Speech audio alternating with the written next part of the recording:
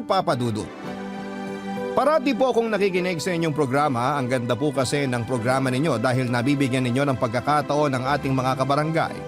Ang katulad ko na ikwento ang naranasan sa buhay. Mga ilang ulit na rin akong sububok na magpadala ng sulat ko sa inyo pero tuwing susubok po ako ay parati akong kinakain ng hiya na baka husgahan lamang ako ng mga tao. Pero naisip ko rin na kung hindi ko lalakasan itong loob ko ay hindi ko rin maririnig kung ano man ang maipapayo ninyo o ng ating mga kabarangay sa sitwasyon ko. Ako po si Carmen. Noong elementary pa lamang ako'y lumipat na ang pamilya ko sa Navotas. Galing po kaming Negros. Sa Navotas kasi yung tambakan ng mga isda na siyang hanap buhay ng parents ko. Karamihan ng mga kapitbahay namin sa Navotas ay may kaugnayan sa isdaang negosyo. Nang mag 18 years old na ako ay namasukan agad ako sa isang fast food chain. Dahil gusto ko magkaroon ng sariling pera para hindi ako aasa sa aking mga magulang. Sa pinagtatrabahuhan ay nakaipon naman ako ng kaunting pera, Papa Dudut. Dito ko sinimulan ang sarili kong negosyo kasama ang boyfriend kong katrabaho ko rin sa fast food chain. Gumagawa kami ng mga necklace at iba pang mga design gamit ang iba't ibang shells. Ito po ang naging negosyo ko, Papa Dudut. Nang mag-21 na ako ay nagkaroon na kami ng maliit na shellcraft stall. Katuwang ko pa rin sa negosyo ang boyfriend ko. Pareho kaming dalawa na hindi nakapagkolehiyo at umaasa lamang sa kasipagan at positive mindset na kaya naming palaguin ang perang pinuhunan dahil pareho rin kaming hindi umaasa sa aming mga magulang. Nang makita naming umaasenso na ang shellcraft namin, ay saka kami nag-decide na magpakasal, Papa Dudut. Aaminin ko na hindi ako nagalaw ng boyfriend ko sa mga taong nagkasama kami. Kaya sa unang gabi namin bilang mag-asawa ay nilubos-lubos namin na pagsaluhan ang aming mga sarili na puno ng pagmamahalan. Natikman ko ang pag-ibig sa kanyang mga bisig. Habang yakap-yakap ko siya ay pakaramdam ko ay sobrang saya ko. Pero hindi ko ina-expect na panandalian lang pala ang lahat dahil binawi siya sa akin. Namatay agad ang asawa ko matapos ang isang buwan naming pagsasama. Ang dating masayang pamumuhay ko'y napalitan ng lungkot, Papa Dudut. Akala ko'y wala ng pag-asa ang buhay pero muling lumiwanag ang buhay ko dahil sa isang buwan na pagiging mag-asawa namin ay nabuntis ako ng asawa ko. Biniyayaan kami ng Diyos ng isang anak na babae. Walang iba kung hindi si Rosemar. Papa Dudut, binuhos ko po ang lahat ng pagmamahal ko kay Rosemar. Ang mga hindi ko naranasang karangyaan sa buhay ay ibinigay ko sa kanya. Pinaaral ko ang anak ko sa kolehiyo at nang makatapos na ito sa kanyang pag-aaral ay agad naman itong nag-decide na magpakasal sa kanyang boyfriend na si Andrew. Ayaw ko pa sana siyang ipakasal pero buntis na ito kaya tinuloy ang pagpapakasal ni Rosemar kay Andrew dahil dapat nitong panagutan ang kaisa-isa kong anak. At gusto ng anak ko na lumipat na ng bahay kasama ang asawa niya.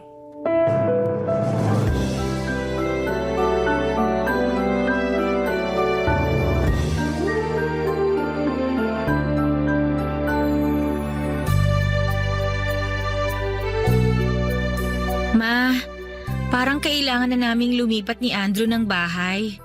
Ano? Ito ba ang gusto mo, Andrew? Opo. Kasi nga po mag-asawa na kami. Naku, ayoko. Hindi talaga ako papayag na iwan mo ko, Rosemar. Kaya dito lang kayo tumira ni Andrew sa bahay ko. Malaki naman to. Anong gagawin ko sa bahay kung ako lang mag-isa rito, di ba? Nakakahiya naman po sa inyo, tita. Pwede naman po kami humanap ng maliit na bahay na uupahan. Napag-usapan na po namin to ni Rosemar. Naku, ano ba kayo? Gastos lang yun. At ano ba yung tita-tita na yan? Nakalimutan mo na naman. Dapat mama na ang itawag mo sa akin. Sorry po, mama. Ayan. Masanay ka nang tawagin akong mama, ha? Opo, Mama. Alam ko gusto mong masolo ang anak ko, Andrew. Pero iho, wag mo namang ilayo si Rosemar sa akin. Hindi pa talaga ako handa na lumayo ang anak ko sa akin eh. Si Rosemar lang ang anak ko kaya wag mo namang kaming paglayuin. Buti sana kung buhay pa ang mga magulang ko at may kasama ako sa bahay. Si Rosemar lang ang pamilya ko. Kayong dalawa. Kaya wag niyo naman akong iwan dito mag-isa. Maluwag ang bahay. Please anak. Andrew, wag mong ilayo si Rosemar sa akin. Sige po, Mama. Hindi ko ilalayo si Rosemar sa inyo. Sa bagay, Ma. Tama naman po kayo na dito kami tumira. Tayong dalawa na nga lang ang magkasama tapos iiwan pa kita. Kaya nga, kaya wag na kayo mag-isip na bubukod kayo ng bahay at iwan ako. Parang hindi ko talaga kaya. Hindi ko matanggap ang idea na yan. Si Mama talaga. Mahal na mahal kaya kita. Hindi ko kayang iwan ang pinakamaganda kong mama. Asus! Mahal rin kita. Kayong dalawa ni Andrew. Kayo ang mga anak ko. Mahal ko kayo. Payakap nga sa baby ko. Ay, nga pala Ma. Next week magbabakasyon kami ni Andrew ha. Okay lang ba na ikaw muna mag-isa dito sa bahay? Paano kung sabihin kong hindi okay? Ma naman eh. Mag-honeymoon pa ba kayo? Nauna na nga ang full moon sa tiyan mo. Pasensya na po, Ma. Aalagaan ko naman si Rosemar at ang magiging anak namin. Nako, okay na yan. Ang importante, ilang beses ko na itong sinabi sa'yo ha, na huwag mong saktan at lokohin ang anak ko. Ako talaga makakalaban mo. Hindi po tayo darating doon, Ma. Hindi ko po sasaktan si Rosemar. Mahal na mahal ko po siya. Huwag kayong mag-alala sa amin. Kinikilig naman ako, Han. Asus, kayo talaga. Sa harap ko pa talaga kayo nagharutan. Ma naman. Lambingan lang, hindi harutan. O siya, basta mag-ingat kayo. 3 buwan na lang at manganganak ka na, Rosemar. Excited na ako sa apo ko. Magiging lola ka na, Ma. Parang ang bata pa ni Mama para tawaging Lola. Tama si Andrew, dapat hindi lolang itawag ng apo ko sa akin. Ano po ba dapat, Ma? Mami! Mami ganda! Pwede. Ayan, baby. Excited na ang mami mo na makita ka. Ang maganda mong Mami.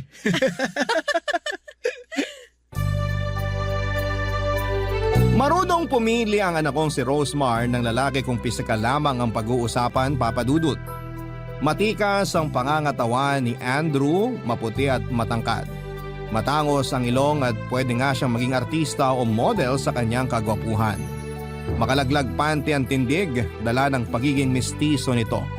May lahi kasi siya at sa pagkakaalam ko ay 1/4 ang dugong puti niya. Taga-Olonga po ang mga magulang niya. Nag-iba ang takbo ng buhay simula nang merong lalaking nakatira sa amin, Papa Dudut. May tumutulong na sa aking magbuhat ng mga shells kapag nasa bahay si Andrew. Pansin ko na maganda ang forma ng katawan niya. Ang braso nito'y alam kong matigas tuwing nagbubuhat siya ng mga sako ng shells. Minsan ay nakasalubong ko siyang nakatuwalya lamang galing banyo matapos po itong maligo.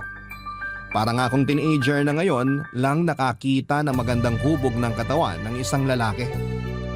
Pilit kong hindi pag-isipan ang nakita ko pero nakakatakam po ang katawan ni Andrew.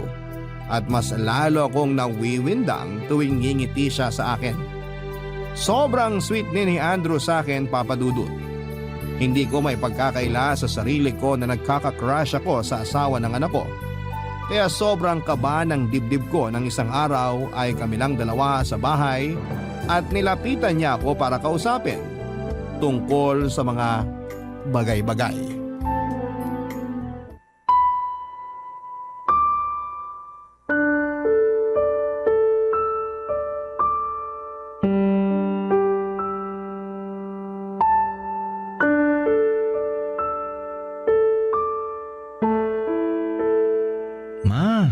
Kausapin niyo naman ako.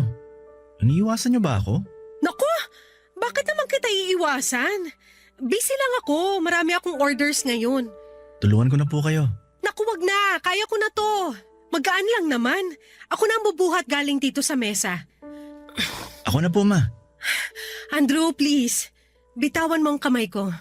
Oh, Nanginginig kayo? Please, bitawan mo na ako.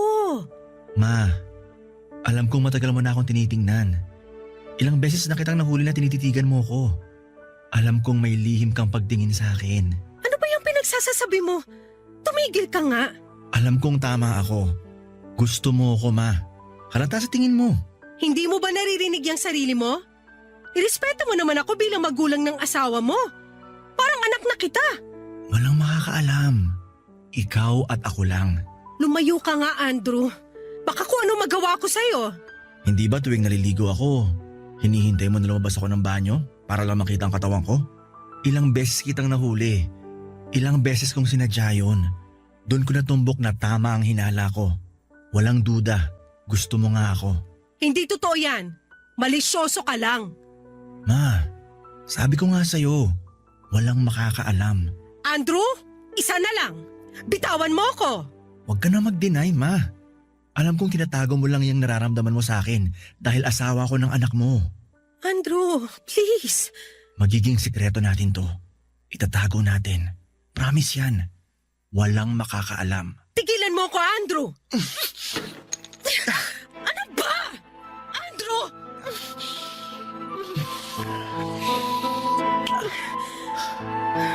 Tama ako, di ba? Gusto mo ako. Please, bitiwan mo ko. Di ba ito ang gusto mo? Andrew, wag mong sasabihin kahit kanino to. Oo naman. Patay din ako kay Rosmar kung malalaman niya to. Ibig sabihin ba nito, pumapayag ka na maging tayo? Magiging kabit ako ng asawa ng anak ko? Huwag mong sabihin yan. Hindi ka kabit. Ang mahalaga, magagawa mo ang gusto mo sa akin. Ang mga pantasya mo magkakatotoo. Deserve mo rin ang sumaya, Carmen. Pero Shh! Halika dito. Umupo tayo.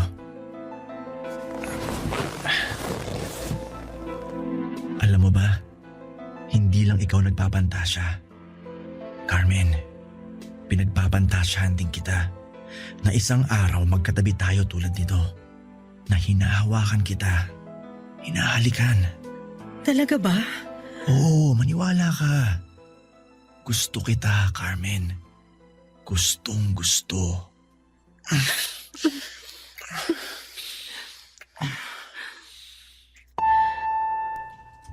Papadudot, sobrang kakaibang init ang naramdaman ko habang dumadampi ang mga labi ni Andrew sa mga labi ko. May ibang kuryenteng pumasok sa pagkatao ko.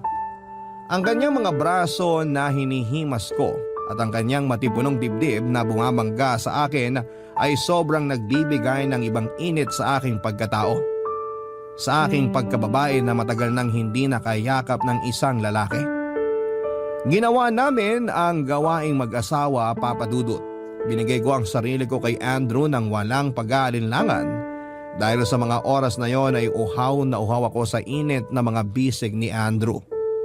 Ang nasa utak ko lamang ay mairaos ang nararamdaman ko na matagal ko nang pinipigilan. Hindi ko inisip ang pinagsaluhan kong kaligayahan ay ang kaligayahan ng anak ko. Inisip ko lamang na parang hiniram ko lamang ang oras na yon. Si Andrew. Wala sa isipan ko ang magiging kabit niya, ang maging karibal ng sarili kong anak at hindi ako mga agaw, hiniram ko lang sandali si Andrew noon. Pero kabit ba ang tawag sa akin at paano kong malalaman ng anak ko ang sikretong malupit na ito na may nangyari sa aming dalawa ng manugang ko na si Andrew, Papa Dudut. Barangay Love Stories. Barangay Love Stories. Papa Dudut, inilihim namin ni Andrew ang naging relasyon naming dalawa. Hindi ko lubos maisip sa buhay ko na magiging kabit ako ng asawa ng anak ko. Hindi ko akalain na magiging ahas ako sa anak ko. Kahit ganito ang nangyari ay mahal ko ang anak ko. Ayaw kong masaktan siya at ayaw kong masira ang pamilya nilang dalawa ni Andrew. Kaya walang araw na hindi ako natatakot na baka mabunyag na. Sa iisang bahay ay may dalawang ilaw na pinagsasaluhan ng nag-iisang haligi nito. Tama po, nakikisalo lamang ako. Hindi ko aangkinin si Andrew. hinihiram ko lamang siya. Tuwing wala si Rosemar ay nagaganap ang mga gusto namin ni Andrew. Malaya kaming ginagawa ang nagpapasaya sa aking pagkababae.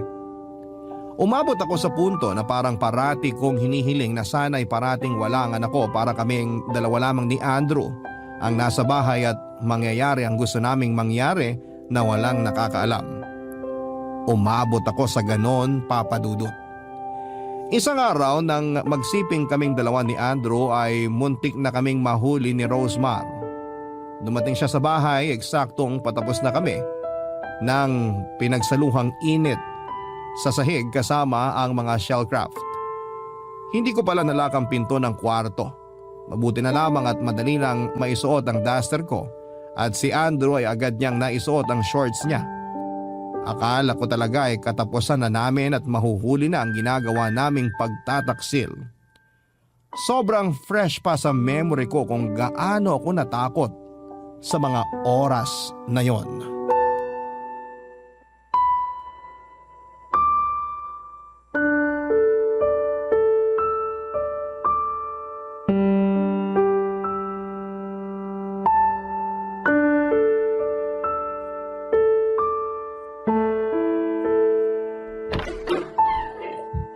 Rosemar!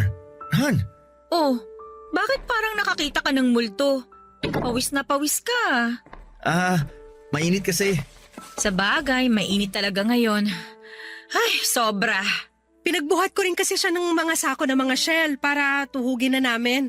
May order kasi. Naku ma, dahan-dahan din kayo ha. Hindi na kayo bumabata. Kailangan lang tumatapos. Suki ko kasi kaya minamadali ko na. Mabuti at nandito si Andrew, may tagabuhat ako. Alam mo naman na kailangan ni Mama ng tulong. Matibay naman ang mga braso ko kaya kayang-kaya to. Huwag mo na yang i-flex-flex. Ikaw talaga. Salamat Han sa pagtulong mo kay Mama ha. Naku, magpunas ka na nga ng pawis mo kasi ayoko sa amoy pawis ha. At saka magsuot ka na rin ng t-shirt mo. Bakit? Ayaw mo makita ang magandang katawan ko? Ikaw talaga? Kumusta nga pala ang anak ko? Nasa kwarto, natutulog. Pinatulog ko. Ma, salamat sa lahat ng tulong niyo sa pamilya ko ha. Okay lang ba talaga na dito lang kami tumira o mas dapat sigurong lumipat na kami para hindi ka namin naaabala? Naku, hindi kayo nakakaabala. Masaya ako na nandito kayo. Nakikita ko kayo at ang apo ko. Tama si Mama, Han. Dito na muna tayo. Walang kasama si Mama. Pag nagkataon itong mga shell niya lang, pati ilang trabahador niya sa store ang kasama niya rito. Iba pa rin kapag nandito tayo. O sige, mas komportable naman ako na dito tayo pero Andrew, humanap ka ng trabaho ha. Sabi ng papa mo, dapat na tayong lumipat ng bahay para daw magporsige kang maghanap ng trabaho. Si Papa talaga. Huwag kang mag-alala. Hahanap ako pero for now, dito muna ako tutulong sa negosyo ni Mama Carmen. Lalo na ngayon na marami ang order kaya inaakit niya na dito para dito gawin ang iba. Alam mo, okay na okay sa akin kasi nakakatulong ka dito kay Mama. Pero mas maigi rin na may totoong trabaho ka talaga. Don't worry, Han. Hahanap ako. Pakis nga ako. Naku, magpunas ka muna. Amoy pawis ka talaga. Parang pagod na pagod ka sa pagbubuhat ah. Ito na nga, magpupunas na. Punta lang ako sa kwarto natin. Maligo ka na rin. Tsura nito. Ma, ano, okay ka lang ba dito? Okay lang ba ang lahat pagdating sa negosyo mo? Bakit naman ako hindi magiging okay? Kabisado ko na ang pasikot-sikot dito tsaka hindi naman ako nawawala ng customer. Ito ang libangan ko at dito kita binuhay. Sa bagay. Tsaka alam ko nag-e-enjoy ka dito. Pero ma, alagaan mo rin yung sarili mo ha. Parang hindi ka na nagsusuklay eh. Tsaka ma, magbra ka rin kahit nandito ka lang sa bahay. Baka mamaya may makakita sa yung ibang tao. Ngayon lang naman to. Mainit kasi. Kahit na. Ikaw talaga ma. Payakap nga ako sa mama ko. Mahal na mahal kita ma. Mahal din kita anak. Ay, teka. Pawis ka rin ma. Ano ba tong init ngayon ano? Grabe tuloy yung tagaktak ng pawis nyo. Kaya nga, sobrang init. Pinapawisan ako. Kailangan ko na rin magpunas. Kailangan mo nga, ma.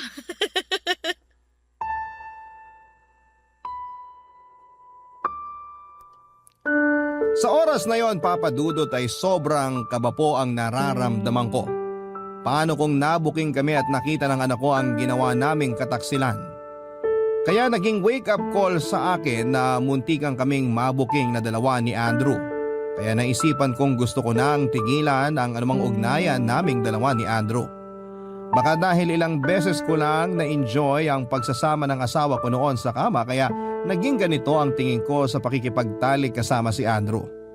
Baka hinahanap ko lamang ang mga kulang na panahon na dapat ay pinagsaluhan namin noon ng asawa ko, at si Andrew na ang tumupad ng gawaing dapat natugunan ng asawa ko.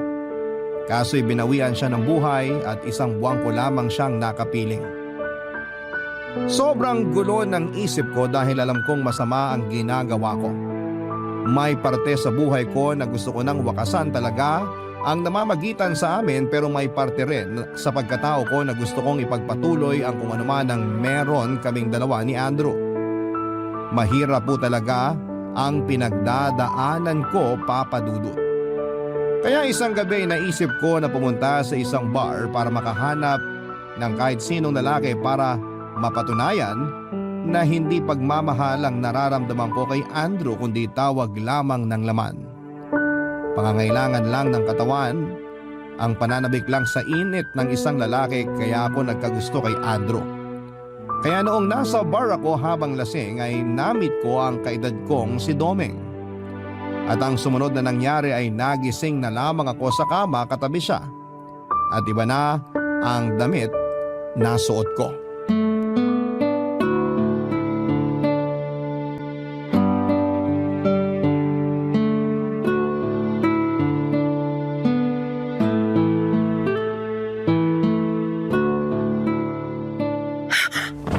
Ano nangyari? Anong ginawa mo sa akin? Bakit ito na ang suot ko? Ano nangyari? Ito naman masyado kang praning. Relax ka lang. Nakakapraning naman talaga. Pag mo akong pagtawanan, anong ginawa mo? Teka, may nangyari ba sa atin? Anong ginawa mo sa akin? Nangyari sa atin? Naku, wala. Mali ang iniisip mo. Matino akong lalaki, no? Hindi ako naniniwala sa'yo. Grabe ka naman. Nagmamalasakit na nga ako sa'yo eh. Anong malasakit ang pinagsasasabi mo? Yan ang problema. Magpapakalasing ka na sobra tapos ngayon nagbibinta ka ng kung ano-ano. For the record, walang nangyari sa ating dalawa. Hindi naman ako ganung tao. May respeto ako sa babae kasi may kapatid din naman akong babae at may nanay ako. Pero bakit nandito ako sa kama mo? Bakit magkatabi tayo at bakit iba na tong suot ko? Nasobrahan ka sa inom kaya nasukaan mo yung damit mo. Kaya pinalitan ko suot mo. Ibig sabihin nakita mo ang katawan ko? Ano naman? Gusto mo matulog na may suka? Nakakahiya. Huwag ka nang mahiya. Ang importante, maayos ka na. Kailangan ko na palang umuwi. Pero masakit ng ulo ko. Hangover yan. Uminom ka na maraming tubig. Pinagluto na rin kita na makakain mo. Kumain ka muna bago ka umuwi sa inyo. Salamat. Domeng. Ako si Domeng, Carmen. Sobrang nalasing ata talaga ako kagabi. Hindi ko na maalala pangalan mo. Ano pa kaya mga pinaggagawa ko? Medyo halatang lasing ka nga kagabi pero maayos ka pa naman. Wala kang ibang ginawa kundi ang sumuka. Naku, para akong matandang lasengga. Hindi naman. Halata lang na hindi ka sanay uminom. Hindi nga ba? Oo, hindi nga. Domeng, salamat ha. Kung hindi ka ang nakasama ko, baka ano nang nangyari sa akin. Walang anuman. Sige na, tumayo ka na dyan. Kumain ka. Kaya mo na ba? Parang kaya ko naman pero mabigat pa rin ang ulo ko. Mawawala rin yan. Sana nga mawala agad to. Pero parang lalagnatin ako sa sakit. Ihatid na kita mamaya kung okay lang sa'yo para naman makauwi ka na maayos. Naku, wag na. Kaya ko na. Ito naman, huwag ka na mahiya. Wala naman akong trabaho ngayon. Kaya hindi abala sa akin kung yan ang iniisip mo. Salamat, Domeng. Teka, baka may asawa ka na at ako... Single pa ako. Talaga? Oo. Parang kailangan ko na nga ng kasama pa uwi. Ayun. Sasamahan kita pa uwi. Kumain ka muna. Sige. Matapos akong kumain ay hinatid na ako ni Domeng sa bahay, Papa Dudut. Siniguro niya talagang safe akong makakarating sa bahay. Sa totoo lang ay naging kampante ako sa kanya kaya noong niyaya niya akong lumabas ay sumama agad ako. Madali niyang nakuha ang loob ko, madali niya akong napaibig. O pag-ibig ba talaga ang nararamdaman ko sa kanya sa mga oras na yon? Basta ang alam ko sa sarili ko ay gusto ko nang mawala ang pagnanasa ko kay Andrew. Gusto kong putulin ang ugnayan naming dalawa at hindi na higit pa sa pagiging mother-son-in-law ang relationship namin. Gusto kong maging normal na manugang na lamang ang relasyon ko sa kanya. Gusto kong magpakaina sa anak ko at hindi ang maging kahati sa asawa niya. Walang gabi na hindi ako inuusig ng konsensya ko sa ginawa namin ni Andrew. Patuloy din ang paglapit niya sa akin para gawin ang nakagawian namin. Pero tumatanggi na ako at nahahalata niyang may iba akong lalaki. Ang hindi niya alam ay gusto kong limutin siya. Pero paano kung nasa isang bahay lamang kami nakatira kasama ang anak ko? Kaya kapag magkasama kami ni Domeng ay mas nararamdaman ko ang kapayapaan na sana'y si Domeng na lamang ang dumating kaagad sa buhay ko para hindi na nangyari sa aming dalawa ni Andrew ang kasalanang pinagsaluhan namin. Walang sabit si Domeng at may trabaho po ito.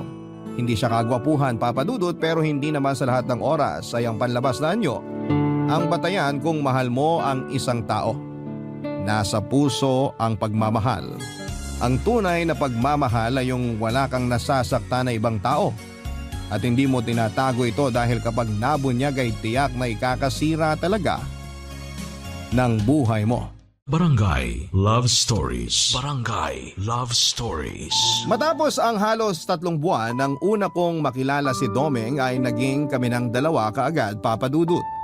Gusto ni Domeng na ipaalam namin ito sa anak ko dahil hindi naman ako bata para ilihim ang tungkol sa amin.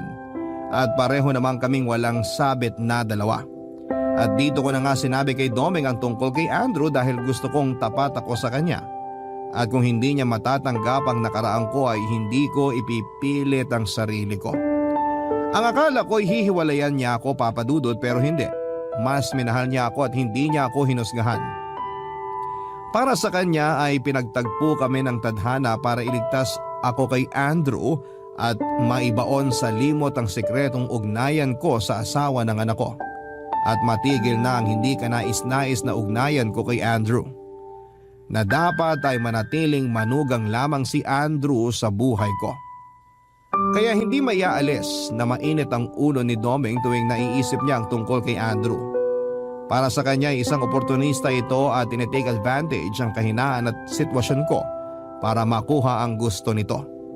Ang sabi sa akin ni Domeng na kailangan nang malaman ni Rosemar ang tungkol sa relasyon naming dalawa ni Domeng para tumigil na si Andrew sa kanyang pangungulit sa akin. Ayaw din ni Domeng na malalaman ni Andrew na alam niya ang tungkol sa naging relasyon ko kay Andrew. Ang gusto niya na tinanggap niya ako bilang ako at dapat hindi na niya iisipin pa ang tungkol kay Andrew. Lalo na't alam niyang putol na ang ugnayan ko dito at sure akong wala na talaga, Papa Dudut. Nakapagdesisyon na akong tigilan na ang kahibangan ko kay Andrew. Pero isang araw ay nagalit si Andrew sa akin ang kamilang dalawa sa bahay. Nalaman niya na pinaalam ko na kay Rosemar ang relasyon naming dalawa ni Domeng.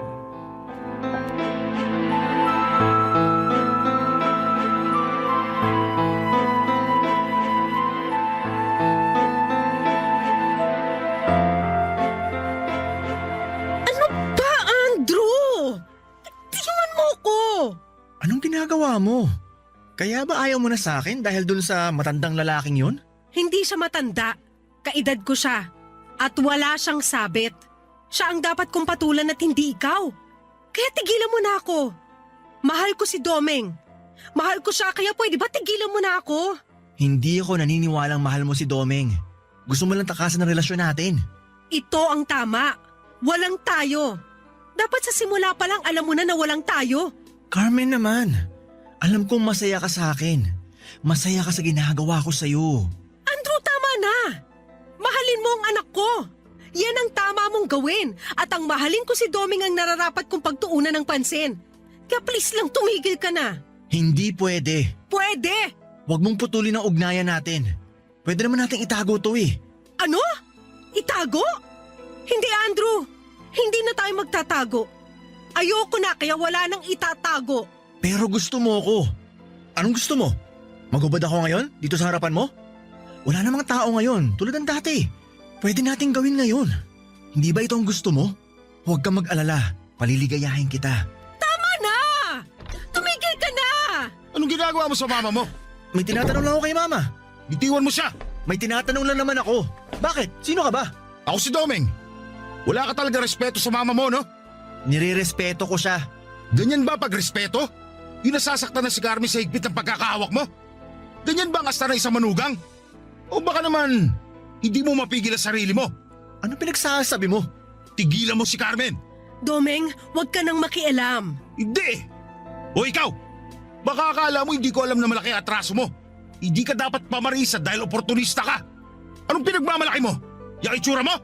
Alam mo kung ano meron kami ni Carmen? Alam na alam ko kung walang iyaan mo. Bitiwan mo na si Carmen! Ano? Hindi mo ba rin bibitawan? Bakit? Anong gagawin mo kung hindi? Iba talaga yung apog mo ah! Ano ba? Tumigil kayo! Kapal ng mukha mo! Walang iya ka! Pakialamero! Ikaw ang walang iya!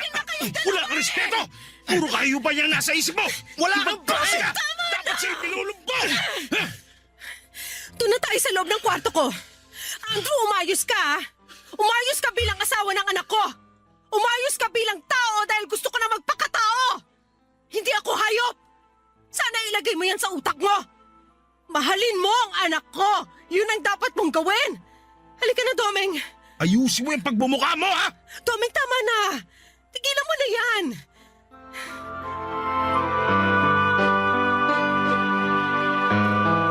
Papadudot naging panangga ko si Domeng laban kay Andrew. Siya ang matibay na pader na sinasandalan ko sa mga oras na yon. Kung wala si Domeng, siguro'y patuloy akong ginagamit ni Andrew. Patuloy ang pagtataksil ko sa anak ko at patuloy ang ahasan sa loob ng bahay. Nalaman ni Rosemar ang nangyari kay Andrew at kay Domeng. Naging masama ang loob ni Rosemar kay Domeng dahil sa natamong pasa ni Andrew sa mukha niya. Hindi alam ni Rosemar ang tunay na nangyari at pinalabas lamang namin na nag-aaway ang dalawa. Kaya nagsapakan dahil hindi sa pagkakaintindihan. Kaya naisipan kong lumipat na lamang kami ni Domeng ng bahay. Ibinigay ko sa anak ko ang bahay ko bilang pamana sa kanya at bilang kabayaran sa nagawa kong kasalanan na hindi niya alam. Gusto kong umiwas na sa gulo, Papa Dudut. Gusto kong iwasan ang tukso at gusto kong iwasan si Andrew. Ayaw pa sana ni Rosemar na ipamana ko sa kanyang bahay at lumipat na kami ni Domeng pero tinanggap niya rin ang desisyon ko. Nasa Navotas pa rin ang shellcraft ko at umuupa kami ng maliit na bahay ni Domeng. Para kami nagsisimula parang katulad ng una kong asawa. Naisipan din namin ang magpakasal para tuluyan ang kalimutan ng tila bangungot ko sa tuwing nakikita ko ang anak ko. Sa totoo lang, Papa Dudut, tuwing kaharap ko si Rosemar ay inuusig ako ng konsensya. Isang araw, Papa Dudut, ginawa ako ng surprise birthday party ng anak kong si Rosemar. Na doon syempre si Andrew. Masaya ako sa surprise pero kumakabog sa kaba ang dibdib ko tuwing kaharap ko si Andrew. Lalo na't nagsisimula na naman siya sa mga banat niya sa akin.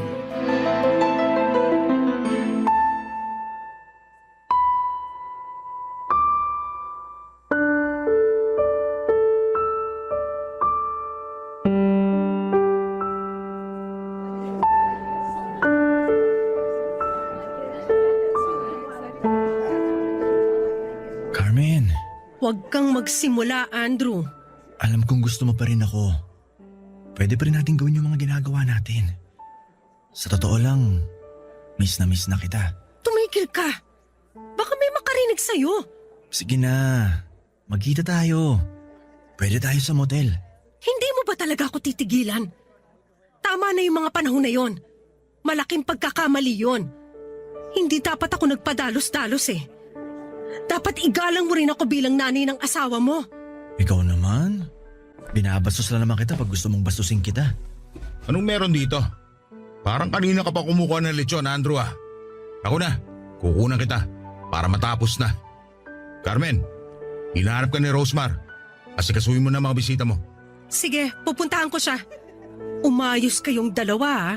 Sige na, punta mo na sila. Ako nang bahala dito. Hindi mo ba talaga siya titigilan? Hindi ka pa ba marunong makontento at lumugar ha? Alam mo dapat na kung ano lang ang para sa'yo, yun lang ang kunin mo. Kung hindi ka lang asawa ni Rosemar, pinagulpi na kita eh. Gusto mo bang sabihin ko kay Rosemar yung kademonyohan mo para matigil ka na? Sasabihin ko na pinipilit mo lang si Carmen. Sasabihin ko rin sa asawa mo na isa kang walang kwentang tao dahil pati nanay niya mismo, inaswang mo. Hoy, wag na wag mo akong subukan. Pinalagpas ko lahat ng mga nangyari sa inyo. Pero ngayong asawa ko na si Carmen, hindi ka na makakaporma ng alanganin. Ang bait ni Carmen sa inyo tapos winawalang hiya mo. Kaya subukan mo ulit hirita si Carmen. Ako natutumba sa'yo. Naintindihan mo? Bobo ka ba? Hindi mo naintindihan yung sinabi ko? Naintindihan ko. Han, ano nangyayari dito? Tito Domeng, sana naman hindi kayo ulit magkainitan ni Andrew ha. Birthday ni Mama. Baka bugbugin nyo na naman si Andrew. Magagalit na talaga ako sa inyo. Hindi naman. Ito nga, tinutulungan ko siya maghiwa ng lechon. Gagawin daw nilang pulutan ng mga trabador ng mama mo. Okay po. Ay, teka, family picture tayo. Sumali ka na rin, Tito. Tara. Okay. Sige.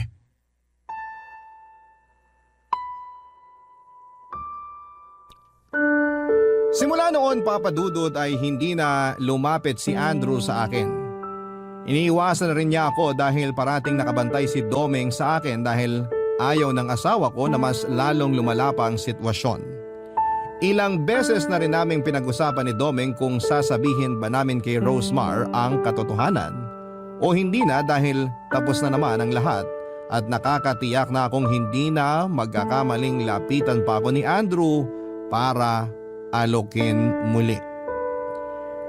Sa hindi ko pagsasabi kay Rosemar tungkol sa sikretong nangyari sa amin ng asawa niya ay parang may kulang sa pagkatao ko. Hindi ako naging buo dahil karga-karga ko ang bigat ng sikretong gustong kumawala. Paano kung sasabihin na namin kay Rosemar? Ano po ang mangyayari? Mapapatawad niya ba ako? Maiintindihan ba ako ng anak ko na tinikman ko ang asawa niya sa mga oras na wala siya sa bahay noon? Paano kung malaman ng apo ko na ang lola niya ay dating nagpakalmot sa tatay niya? Marami akong iniisip na posibleng mangyari sa oras na mabunyag ang sikretong malupit na ito, Papa Dudut. Baka nga may panahon na ang magsasabi ng kung ano nga ba ang dapat kong gawin. Pero ayaw kong masaktan ng anak ko. Dapat, noong una pa lamang ay hindi ko na pinasok ang ganito sa buhay ko. Dapat pinigilan kong magkaroon kami ng affair ng manugang ko. Papa Dudut, handa po akong tanggapin ang kaparasahan sa mga nagawa ko. Gusto kong mamuhay na wala itong pag-uusig sa konsensya ko. Sana kung kaya ko na ang sabihin ng katotohanan sa anak ko ay mapatawad niya ako. Matatanggap niya ako tulad ng pagtanggap sa akin ni Domeng, tulad ng pagmamahal ni Domeng na walang hinihinging kondisyon. Ang inyong forever kapuso at kabarangay, Carmen. Dear Papa Dudut, kilala ang pamilyang Pilipino sa pagkakabuklod-buklod. Nasa kultura na po natin na magsama-sama 1 o 2 beses sa isang taon para magkumustahan sa pamamagitan ng reunion. Noong bata pa kami ng mga kapatid ko ay laging sinasabi sa amin ni Mama na pamilya lang daw ang matatakbuhan namin sa oras ng kagipitan at pangangailangan. Kaya dapat ay hindi namin sirain anumang relasyon ang meron kami sa aming mga kamag-anak. At kahit na nga ngayong matanda na ako ay dala-dala ko pa rin sa puso ko ang mga pangaral na yon sa amin ng nanay namin. Bago ko ipagpatuloy ang pagkukwento ay gusto ko munang bumati ng isang magandang tanghali sa mga kabarangay natin. Ako si Lana, kaka-34 ko pa lamang at taga Fairview, Quezon City. Isa ako sa mga libu-libong tagapakinig ninyo.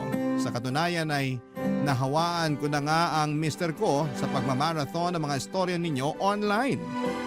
Bukod kasi sa mga aral at inspirasyon sa buhay na napupulot namin sa pakikinig sa Barangay Love Stories, nagsisilbi na rin po yung bonding namin ng asawa ko, Papa Dudut. Pero hindi love story namin ang gusto kong ibahagi sa kwento ko ngayong tanghali. Magsisimula ang lahat 3 years ago onwards. Dati kaming nakatira sa Navotas dahil mangingisda ang tatay ko. Doon na rin sila nagkakilala ni Mama at karamihan sa mga kamag-anak namin ay taga doon din. Masasabi ko na masaya at magulo ang kabataan ko kasama ang mga kapatid ko't pinsan.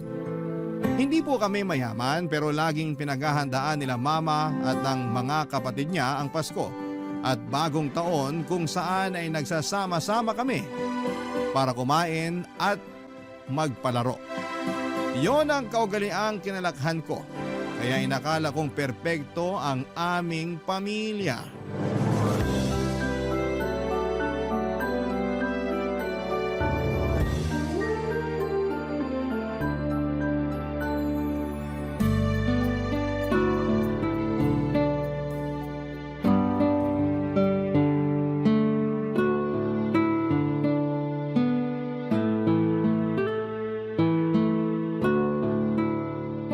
Ate Miriam, ano na?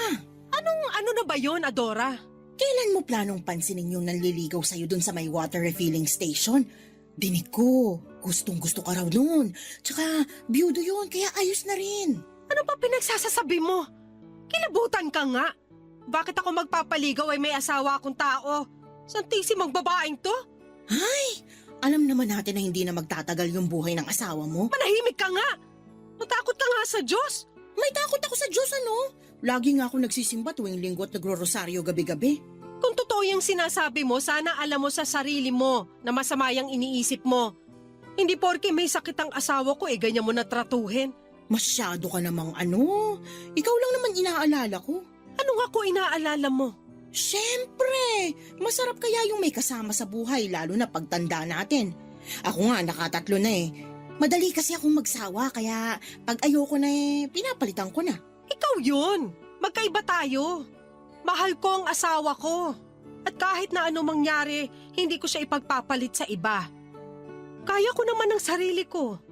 Tsaka may mga anak ako, hindi ko kailangan maghanap ng ibang kasama. Hindi naman garansya na makakasama mo pa dito sa bahay niyo yung mga anak mo, lalo na pag nagsipag-asawa na sila. Nandito na po ako. Wala na. Bakit ngayon ka lang, nak? Ay, heavy traffic po kasi kaya medyo ginabi ako. Tapos may hinuhukay pang kanal dun sa main road kaya isang kalsada lang yung nadadaanan. Hassle nga po eh. Uy, Tia, nandito po pala kayo sa bahay. Oo, nakikipagkwentuhan lang naman ako dito sa nanay mo. Talaga po? Gusto ko nang paalisin tong tsahin mo eh. Nakakainis kasi yung mga sinasabi. Grabe ka naman ate. Tungkol saan po ba yung pinag-uusapan nyo kung ayos lang malaman? Ayos lang naman, pero baka pati ikaw mainis. Napakasulsul mo talaga. Bakit maiinis si Nana? Sigurado ako na pag nalaman niya baka nga matuwa pa siya at pasalamatan ako. Tungkol saan nga po kasi yun, Tia? May nagkakagusto kasi sa mama mo. Yung may-ari ng water refilling station dun sa kanto. Biyudo yun. Malaki na rin ang mga anak. Sinabi ko lang naman dito sa nanay mo na magpaligaw na kasi syempre, hindi natin sigurado ang buhay. Sobra naman po kayo. Buhay pa po yung tatay namin. Konting respeto naman. Anong konting respetong pinagsasasabi mo? Bastos po kasi yung sinabi nyo. Ano bastos dun? Lahat bastos. Hindi ko alam kung paano nyo nakuhang sabihin yun eh. Alam nyo na nga may pinagdadaanan yung pamilya namin dahil sa pagkakasakit ni Papa. Imbis na mapagaan nyo yung loob namin, lalo nyo lang pinabibigat. Depende yon kung paano nyo tatanggapin. Minasama nyo. Kaya kasalanan nyo yun. Talaga namang, ayaw pang tumigil ah. Huwag mo na lang patulan yung tiya mo. Baka hindi pa yan nakakapaghapunan eh. Mabuti pa umuwi ka na sa inyo, Adora. Baka nga hinahanap ka na ng mga anak mo eh. Anong oras na oh? Uuwi naman talaga ako Pero, pautakin mo muna ako ng bigas. Gawin mo ng 3 kilo pero sa sunod na linggo na yung bayad Dali na para makauwi na ako.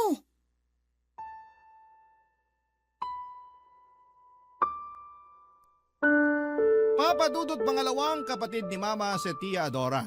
Sa 5 kapatid ng Mama, ang tiyahin kong ito ang hindi ko masyadong paborito. Matabil kasi ang dila niya kahit na lagi niyang sinasabi na prangka lang daw siya. Pero para sa akin ay magkaibang bagay po yun. At habang nagkakaedad ako ay lalo kong napatunayan kung gaano siya kasakit magsalita. Bukod doon ay napaka-insensitive din niya na tao. At patunay na doon ang pangbubugaw niya kay Mama sa ibang lalaki kahit na buhay pa naman. At ang malala pa ay may sakit ang tatay namin. Kaya nga gigil na gigil ako sa kanya ng gabing yon. Pero laging sinasabi ng Mama na pagpasensyahan ko raw ang Tia Adora ko. Sa kanilang 6 na magkakapatid, ito raw talaga yung espesyal. Premature raw kasi ito at sakitin kaya kung ano-anong gamot ang pinainom sa kanya noong bata pa lamang. Nasalinan din daw ito ng dugo noong minsang nagkadengge. Kaya siguro ganun yung pag-uugali niya. Ewan. Pero hindi talaga nakakatuwa itong tiyahin ko at kahit na anong pangunawa ang gawin ko ay dumarating pa rin yung puntong bigla na lamang may sumasanib sa akin na masamang espiritu para patulan ko siya, papadudot.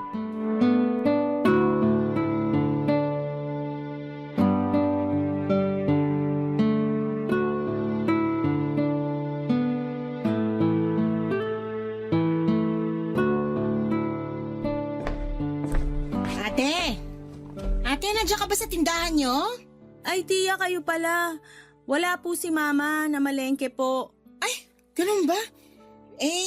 Pwede ba akong makautang? Ano pong uutangin nyo? Panlaba lang sana. Sabong bareta tsaka powder.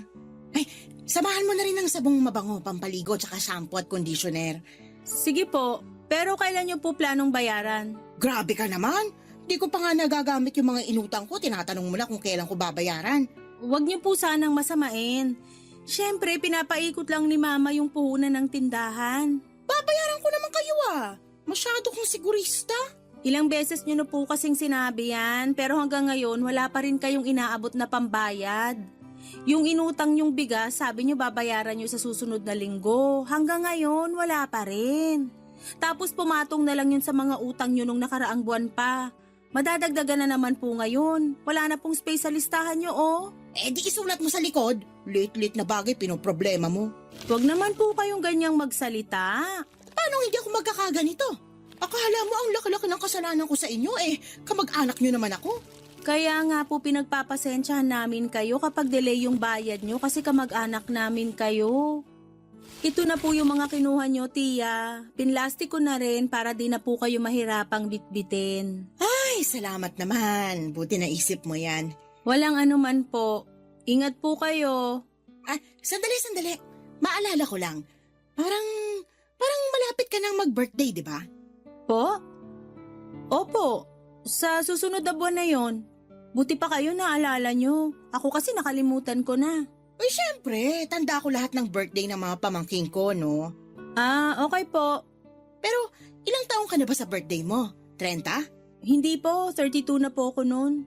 Nako, lalagpas ka na pala sa kalendaryo. May masama po ba doon? Meron. Lalo na hanggang ngayon wala ka pa rin pinapakilala sa mama mo. Kailan mo ba kasi planong mag-asawa? Asawa agad? Wala pa nga po akong boyfriend. Di sige, boyfriend. Kailan ka ba magbo-boyfriend? Tia Adora. Wag mo na akong lilinyahan na wala ka pa namang hinahabol na deadline kasi ipapaalala ko lang sa'yo na hindi ka na bumabata. May expiration yung matres nating mga babae kung plano mo magkaanak. Baka mahirapan ka na. Sige ka. Alam ko naman po yun. Alam mo naman pala bakit hanggang ngayon wala ka pa ring boyfriend? Siguro babae gusto mo, no? Huling check ko sa sarili ko, lalaki pa rin naman po. Kaya nga lumandi ka na. Gayahin mo ako.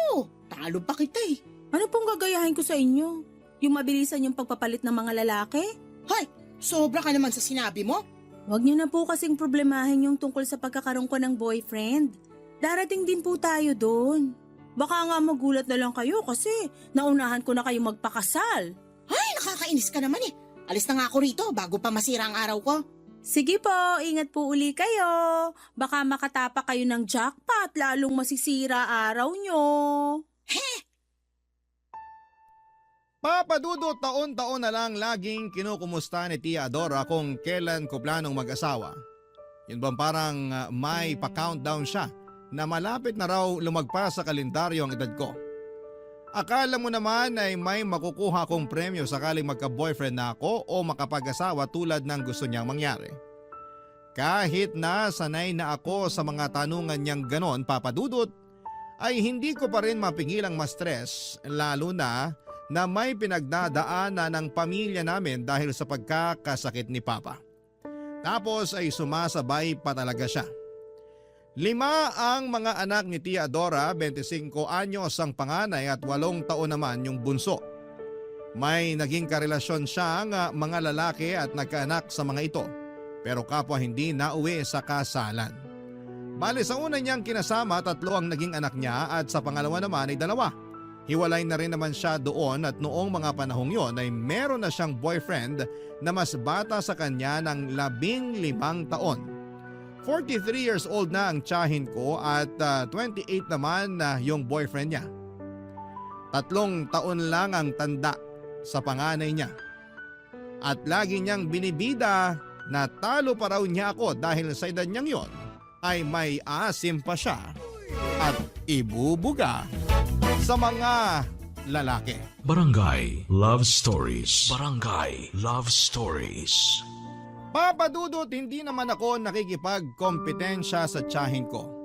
At kahit na may sinasabi sa kanya yung iba naming kamag-anak dahil sa pagiging bida-bida niya, ay hindi ko na yon ginagatungan pa lalo't hindi ganoon yung tinuro sa amin ng mga magulang namin.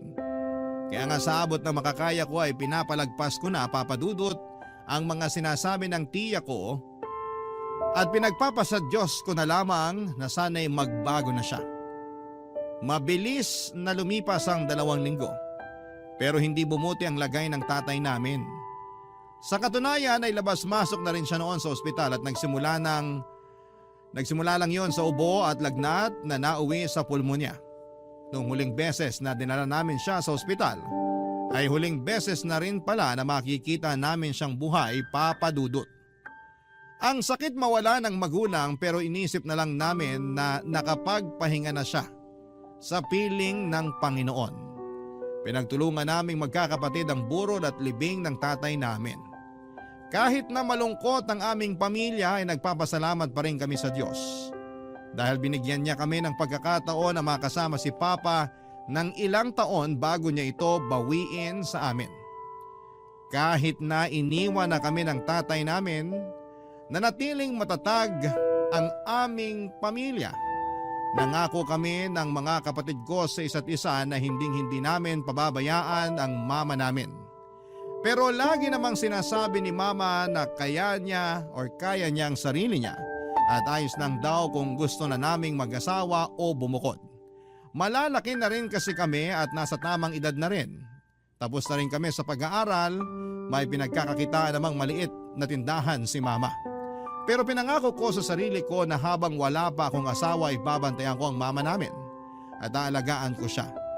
Mabilis nga na lumipas ang 3 buwan at nakarating sa kaalaman ko na patuloy pa rin kinukulit ng tiyahin ko si mama na magpaligaw gayong wala na raw naman ang tatay namin.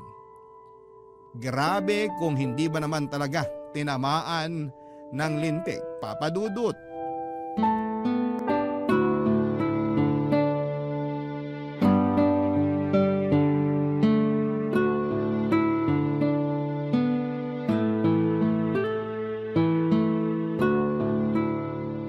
Alam mo, malapit na akong mapikon dyan sa tiyahin mo, nak. Ang kulit! Panay bugaw sa akin doon sa biyudong may-ari ng water refilling station dyan sa kanto. Sinabi ko na ngang hindi ako interesado, pilit pa rin ang pilit.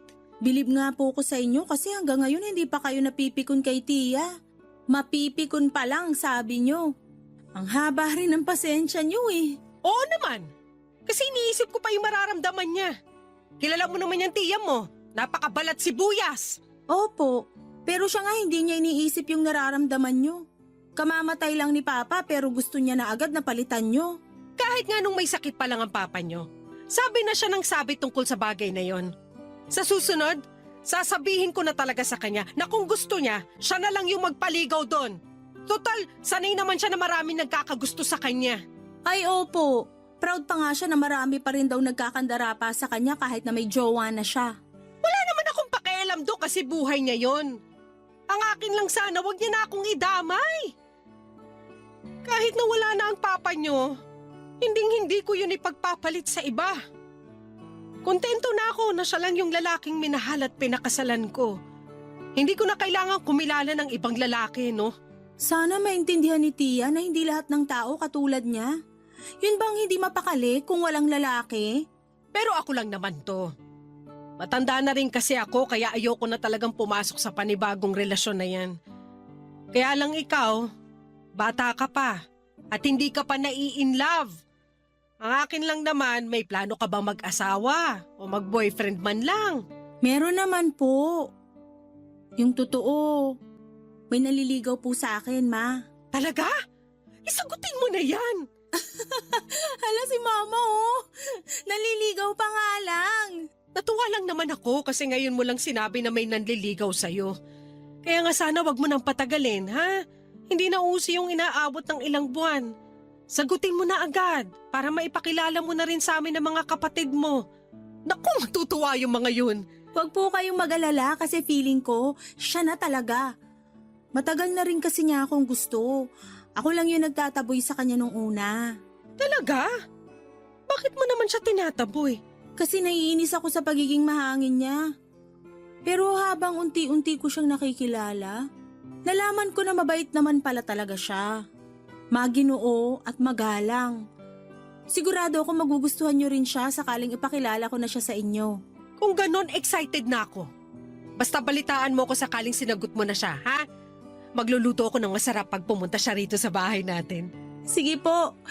Pero pwede ba ngayon na kayo magluto ng masarap? Namimiss ko na po kasi yung special sisig niyo eh. Nung nakaraang araw pa ako nagkikrave noon. Nako! At naglambing na nga atong anak ko. Sige na po. Ako na magbabantay sa tindahan habang nagluluto kayo. Damihan niyo po ng sili ah. Gusto ko yung maanghang. Oo, nadamihan ko talaga para pag humingi yung tiya mo ay mapaltos yung bibig niya sa anghang. Ma naman. Joke lang. Pero kilala mo naman yung tsahin mong yun. Kahit 5 bahay yung layo sa atin, naaamoy niya pa rin kung ano yung niluluto nating ulam. Lalo na kung masarap. Oo nga po. Maya-maya pupunta na siya rito na may dalang platito.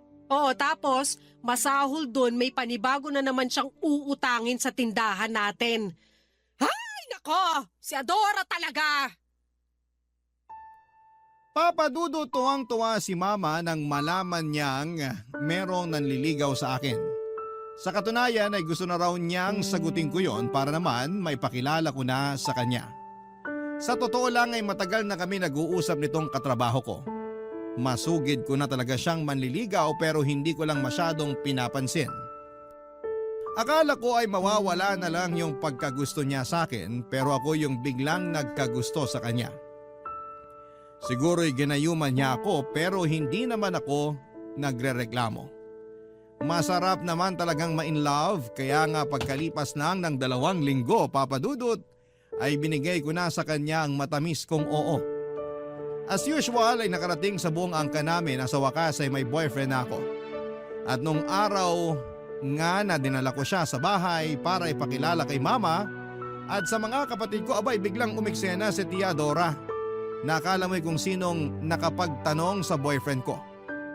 Ang malala ay tungkol pa sa personal niyang buhay ang mga tinanong ni Tia. Katulad ng ilan silang magkakapatid, may business raw ba ang mga magulang ni boyfriend at kung magkano raw ang sinasahod niya.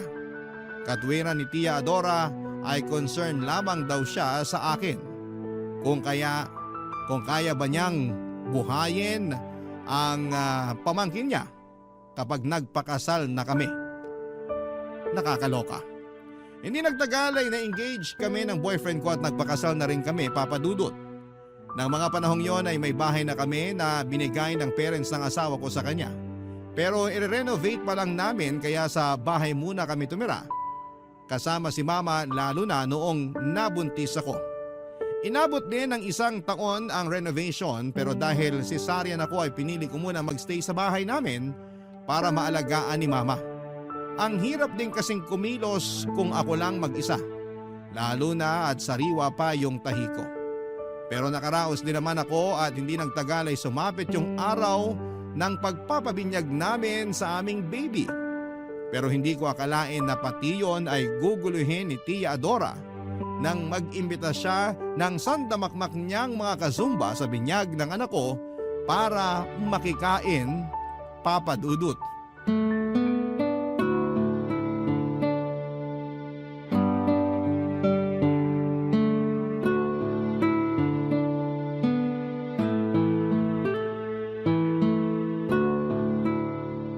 Ano ba naman yun, Lana? Bakit ganun lang? Kakaunti yung pinakain mo dun sa mga kazumba ko. Sabi nung isa, hindi raw sila nabusog. Mawalang galang na po, Tia Adora. Pero hindi ko naman po kasalanan kung pumunta sila rito eh. Hindi ko naman sila inimbita. Kayo lang naman po yung nagsama sa kanila rito. Alam niyo namang may iba pa kaming bisita. Bisita rin naman sila. Mga kazumba ko nga yun. Eh di sana kayo yung nagpabinyag, saka kayo rin yung nagpakain. Ano sinabi mo? Alam nyo, buti na lang talaga may extra money pa kaming mag-asawa para magdagdag ng pagkain. Kasi nakakahiya naman kung pinalis namin yung mga bisita nyo kanina. Pero imbes na magpasalamat kayo sa akin o kahit man lang humingi ng pasensya dahil masyado kayong pabida, nakuha nyo pa talaga akong awayin kasi hindi nabusog yung mga kazumba nyo? Nasa tamang pag-iisip po ba kayo? At ako pa talaga yung pabida? Sumusobra ka na ha? Baka nakakalimutan mong tsahin mo ko. Hindi ko po nakakalimutan yon. Kaya nga kahit na nakakabwisit kayo, nagtitimpi ako sa inyo. Pero hindi ko na talaga kinaya ngayon. Hindi naman kami mayaman kaya nga binadget namin yung pagkain sa binyag ng anak namin. Para lang sana yun sa mga kinuha naming ninong at ninang at sa mga kamag-anak. Pero anong ginawa nyo? Nagsama kayo ng ibang tao tapos gusto nyong pakainin ko silang lahat? Sobra namang kagarapalan yan. Kasalanan ko bang kulang yung budget nyo? Sana kasi pag nagpapabinyag kayo, pinaghahandaan nyo. Ako pa pala ngayon yung garapal? Nang dahil lang doon? Aba, nakakasama ka ng loob ah. Ay wow, kayo pa talaga yung masama ang loob? Kamusta naman kaya yung pakiramdam ko? Naisip nyo man lang ba yon bago sumama ang loob nyo sa akin? Feeling ko hindi, kasi ganyan naman kayo. Wala kayong pakialam sa ibang tao, kahit mga kamag-anak nyo. Kasi sarili nyo lang yung palagi nyong iniisip. Hindi totoo yan ha. Huwag kang mag-imbento. Hoy Adora, ginawa mo pa talaga sinungaling yung anak ko? Halos lahat ng kamag-anak natin alam yung pag-uugali mo. Huwag mo namang kampihan yung anak mo, Ate Miriam. Sinong kakampihan ko, ikaw? Alam mo matagal kong iniwasan na masaktan ng damdamin mo Kaya hindi kita madalas pinapatulan. Nagtitimpi ako sa'yo kasi magkapatid tayo at ayoko masira ang relasyon natin pero nakakainis ka na talaga. Pati binyag ng apo ko hindi mo pinalagpas. Ano ba kasing kinakagalit nyo? Pagkain lang naman yon. Kahit siguro ano talagang paliwanag namin, hindi mo maintindihan yung punto rito. Hay nako, ewan ko sa inyo mag-ina. Makakarating sa iba nating kamag-anak na inaway nyo ko at pinagsalitaan ng kung ano-ano. Tingnan natin kung hindi kayo masira sa kanila. Lalo ka na, Ate Miriam. Akala mo kung sino ka. Di magsumbong ka! Gusto mo samahan pa kita? Tara! Grabe ka na talaga sa akin Yung ugali mo ang mas grabe! Ang tanda-tanda mo na pero wala ka pa rin pinagtatandaan. Sana naman bago ka mang-insulto ng kapwa mo, matuto ka namang manalamin nang sa ganon, makita mo rin kung gaano kadumi ang pag-uugali mo. Ang hirap sa'yo, masyado ka nagbubulag-bulagan. Tama po si Mama. Sana ma-realize nyo yon bago pa mahuli ang lahat. Wala akong dapat ma-realize dito kasi alam ko sa sarili ko na wala akong ginawang mali. Ang yayabang nyo porque umasenso lang kayo ng konti.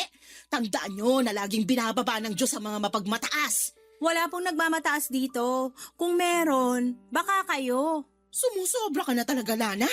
Hindi mo na ako ginalang. Hindi ka rin kasi marunong gumalang sa iba. Kaya paano ka igagalang ng anak ko? Mabuti pa, umuwi ka na sa inyo! Sige na! Mabuti pa nga. Ayoko na makita yung mga pagmumukha nyo. Papa Dudut, hindi ko na nga napigilan ang sarili ko na pagsalitaan ng masakit ang tiyahin ko dahil sa ginawa niya. Walang respeto na kung yon ang gusto niyang itawag sa akin, pero harap-harapan na niya akong binastos dahil sa ginawa niya. Mabuti na lang talaga at nagawan pa rin namin ang paraan na mapakain ang lahat ng mga in-invite niya na wala naman sa listahan namin. Pero syempre napagastos kami ng malaki ng asawa ko. Hindi naman kami mayaman kaya nga hanggat maaari ay binabudget namin ang aming pera. Pagkatapos ng insidenteng yon ay naggalit at nagtampo sa akin si Tia Dora. Hindi niya ako kinausap at narinig ko na lamang na chinichismis niya kami ni Mama sa iba naming mga kamag-anak, Papa Dudut. Pero mas marami siyang sinasabi tungkol sa akin na kung ano-anong hindi magaganda sa pandinig tulad ng maramot daw ako, gahaman, at hindi na aasenso. Alam ng mga kamag-anak namin na hindi yun totoo dahil matulungin akong tao.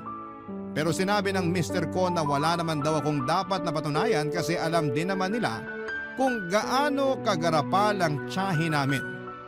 At habang tumatagal, Papa Dudut, imbis na magbago ay lalong lumalala ang ugali niya sa pagiging tsismosa, Papa Dudut. Barangay Love Stories. Barangay Love Stories.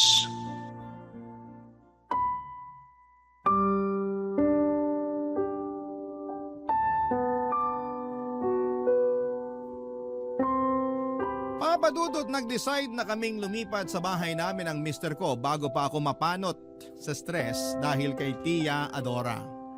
At laking luwag sa dibdib na sa wakas ay malayo na rin ako sa kanya. Pero syempre challenging din dahil nasanay na ako na nasa tabi ko si Mama. Bukod doon ay nami-miss ko rin sila ng mga kapatid ko kaya nga madalas akong tumatawag sa kanila sa bahay. Mabuti na lang dahil lagi rin nila kaming binibisita ng mag-aama ko para naman mabawasan ang lungkot ko. Marami ako narinig na kwento tungkol sa lugar namin nung umalis ako pero ang pinaka-highlight talaga doon ay ang pakikipagtana ni Tia Adora sa ibang lalaki. Na nakilala lang daw niya sa isang dating app isang buwan pagkatapos kong umalis sa Navotas. Oo, iniwan niya ang mga anak niya. Yung mga bata pa ay kinupkop at inalagaan ni Mama. Naawa naman daw kasi siya lalo pa at may sarili na ring pamilya ang panganay na anak ni Tia. Kaya walang titingin sa iba na mga pinsan ko. Wala namang kaso sa akin yon dahil naaawa din ako sa kanila. Para na rin kahit papaano ay may kasama si Mama sa bahay at pagbabantay ng tindahan niya, Papa Dudut.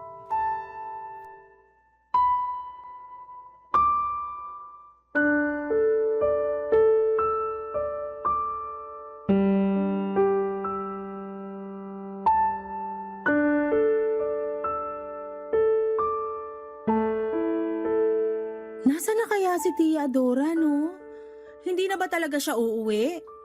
Kawawa naman po yung mga anak niya. Ewan ko. Wala sabing nakakaalam kung saan siya pumunta. Hindi rin naman magawang tumawag kahit man lang kumustahin yung mga anak niya. Grabe.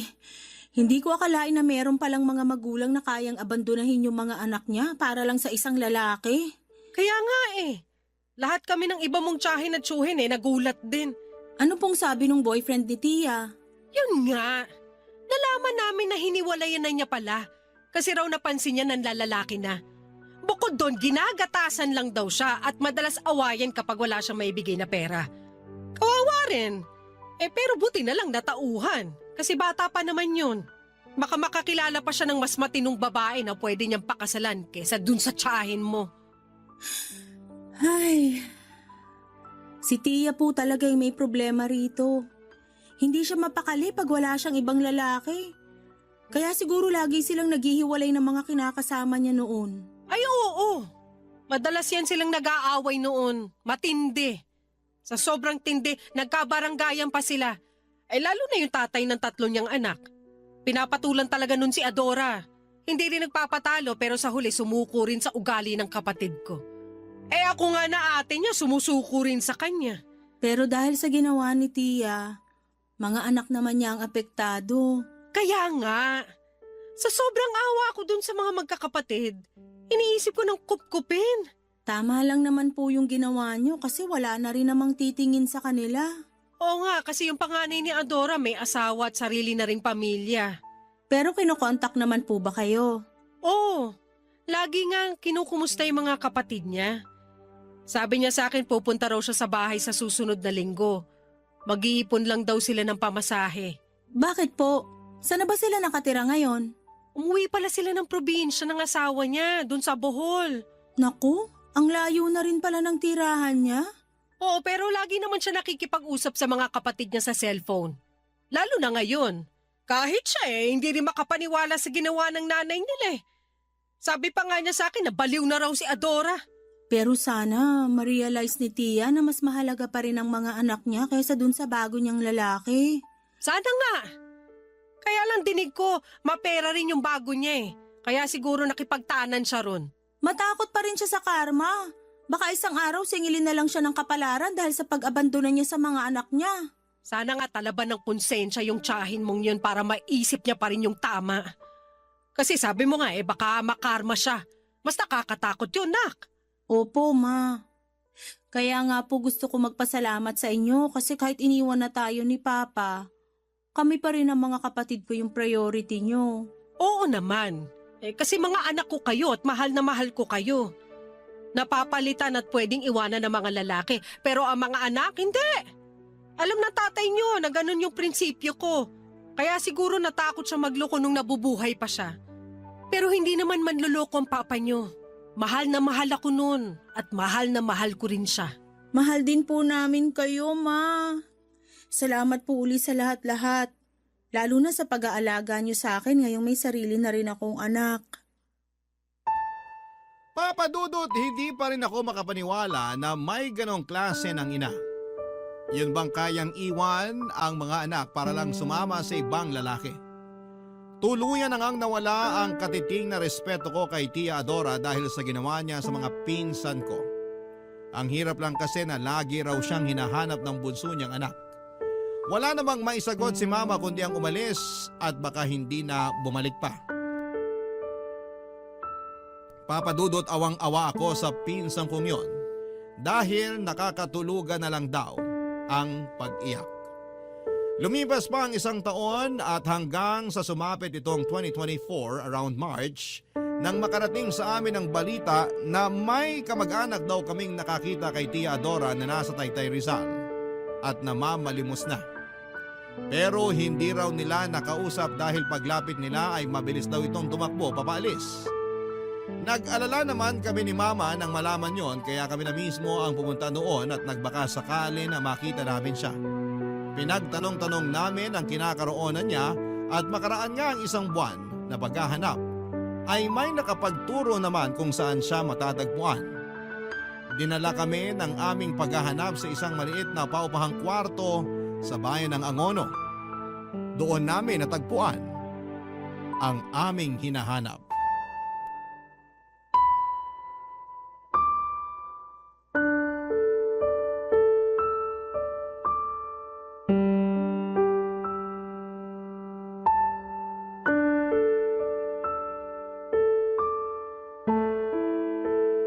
Pasensya na kayo, ate. Kasi hindi pa ako nakakapag-ayos ng bahay. Kakagaling ko lang sa pagtitinda kaya medyo pagod pa ako. Hindi ko lang din kasi akalain na mahahanap niyo ko rito. Wala namang kaso kung magulo pa tong nirerentahan niyo. Hindi naman kami maarte ng anak ko. Pinuntahan talaga namin kayo dito nung nalaman namin na may nakakita raw sa inyo na kamag-anak natin na namamalimos. Totoo po ba yun, Tia? Oo, pero isang beses ko lang ginawa yun. Oh, bakit ka umiiyak, Adora? Desperado na kasi ako noon eh. Wala nang tindahang nagpapautang sa amin eh. Gutom na kami ng anak ko. Ilang araw na kaming hindi kumakain. Wala rin kaming malinis na tubig na pwedeng inumin kasi pinutulan na kami nung may-ari ng nirerentahan namin. Ha? Grabe naman yun. Ilang buwan na kasi kaming hindi nakakabayad ng renta kaya Tama lang daw na putulan niya kami ng tubig at kuryente. Tapos, palalayasin niya na sana kami kung wala pa ako maibabayad. Kaya nga dumilihensya na ako sa pamamalimos. Hiyang-hiya ako pero tiniis ko na lang. Kasi nga, para rin naman yan sa amin ng anak ko eh. Kaso, doon ko nga nakita yung isa nating kamag-anak. Lalapitan niya sana ako pero natakot ako kaya tumakbo ako palayo. Bakit mo kasi siya tinakbuhan? Sana noon pa lang nahanap ka na namin at nalaman na namin ang sitwasyon mo. Nahihiya ako. Ayokong maging usap-usapan niyo pag umuwi ako sa atin. Wala na akong mukhang ihaharap sa mga kamag-anak natin kasi kasalanan ko naman eh. Siguro nga ito na yung karma ko kasi iniwan ko yung mga anak ko. Ang sama-sama akong ina. Tahan na po, Tia. Lahat naman tayo nakakagawa ng mali eh. Pero sobra-sobra yung pagkakamaling nagawa ko. Piruin mo, inabandon ako yung mga anak ko para sumama sa ibang lalaki. Kaya siguro pinarusahan ako ng Diyos kayo nang kunin niya sa akin yung anak ko. Anong ibig mong sabihin? Namatay na yung anak namin nung nakaraang buwan lang, ate. Mahapaginghangit. Nagkasakit siya. Lumala kasi hindi ko agad nasugod sa ospital. Tapos, huli na nung nadala ko. Ang hirap. Ang sakit mawala ng anak. Tapos humingi ako ng tulong sa barangay para maipalibing yung anak kong namatay kasi walang-wala talaga ako. Hindi ko na nga siya naiburol. Tapos, yung natirang pera sa donasyon nila sa akin ginamit ko pampuhunan para makapagtinda-tinda ako. Pinakiusapan ko rin yung may-ari ng nirerentahan ko na huwag akong paalisin kasi baka sakali na ako matulog. Buti na lang naawa siya sa akin. Bakit kasi hindi ka na lang umuwi sa atin sa Navotas? Hinihintay ka rin ng mga anak mo. Nahihiya nga kasi ako sa inyo. Siguradong pagtatawanan ako ng iba nating mga kamag-anak. Hindi nila gagawin yon pag nalaman nila mga pinagdaanan mo. Pasensya ka na kasi naduwag din talaga ako. Hanggang ngayon, hiyang-hiya ako sa inyo ni Lana pero buti na lang din na nahanap niyo ako. Alam ng Diyos kung gaano ko kayo gustong makita at makausap para humingi ng tawad. Ang laki-laki ng kasalanan ko sa inyo. Wala na yun sa amin ni Mama, Tia Adora. Napatawad ka na namin. Kaya nga nung nalaman namin na nakita ka ng kamag-anak natin dito sa Rizal, nagpursige kami na hanapin ka para kamustahin. Hindi lang namin nakalain na ganun na pala katindi yung pinagdaanan mo. Pero tandaan mo, Tia, nakasama mo na kami ngayon at hindi ka na mag-iisa. Tama si Lana. Kaya umuwi ka na sa bahay. Kasi hinihintay ka na rin ng mga anak mo. Miss na miss ka na nila, lalo na yung bunso mo. Oo, ate. Uuwi na ako. Miss na miss ko na rin sila.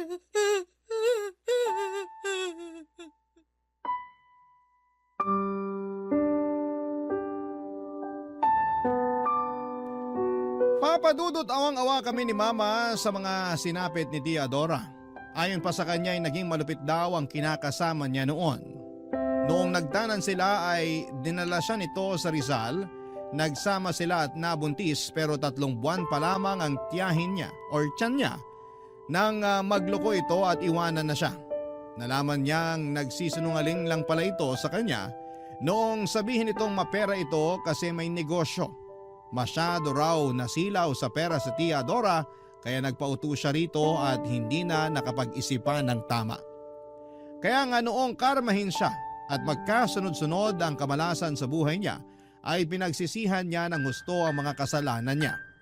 Sa ngayon, papadudot nasa Navotas na ulit ang tiyahin ko kasama ang mga anak niya. Nagkapatawaran na rin naman sila kaya masaya na rin kami para sa kanila.